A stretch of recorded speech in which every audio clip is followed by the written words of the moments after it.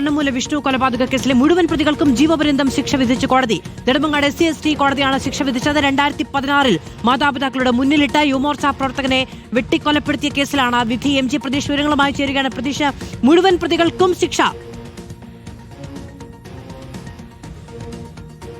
മാധു, തീർച്ചയായും തലസ്ഥാനത്തെ തന്നെ നടുക്കിയ ക്രൂരമായ കൊലപാതകമായിരുന്നു 2016 നടന്നത്. 19 വയസ്സുകാരനെ ായ വിഷ്ണുവിനെയാണ് അച്ഛന്റെയും അമ്മയുടെയും കൺമുന്നിലിട്ട് ഗുണ്ടാ സംഘം വെട്ടിക്കൊലപ്പെടുത്തിയത്.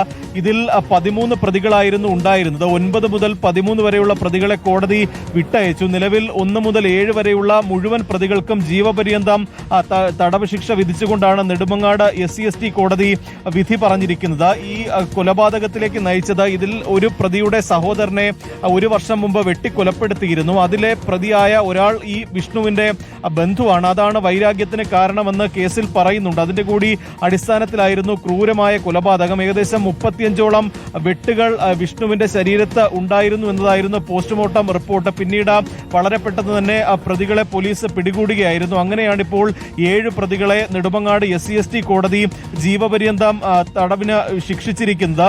ഇതുമായി ബന്ധപ്പെട്ട ഈ നിർണായകമായത് സാക്ഷിമൊഴികളും ഒപ്പം ഈ തൊണ്ടി മുതലുകളും ഒക്കെ ആയിരുന്നു. അതുൾപ്പെടെ ഹാജരാക്കിയിരുന്നു. അതിന് പിന്നാലെയാണ് ഇപ്പോൾ ജീവപര്യന്തം തടവ് വിധിച്ചുകൊണ്ട് നെടുമങ്ങാട് കോടതി ഇപ്പോൾ വിധി പറഞ്ഞിരിക്കുന്നത്. മാധു, MG പ്രതീഷാണ് വിവരങ്ങൾ നൽകിയത്. 19 വയസ്സ് മാത്രമാണ് ഈ കണ്ണമൂല വിഷ്ണു എന്ന് പറയുന്ന അപ്പു. 19 വയസ്സ് മാത്രമാണ് അപ്പുവിന് ആ സമയത്ത് പ്രായമുണ്ടായിരുന്ന. മാതാപിതാക്കളുടെ മുന്നിൽ വെച്ചാണ് ഈ ക്രൂരമായ കൊലപാതകം സംഭവിച്ചത്. വർഷം ഇത്രയായി എന്നതുകൂടി നമ്മൾ ആലോചിക്കേണ്ടതുണ്ട്.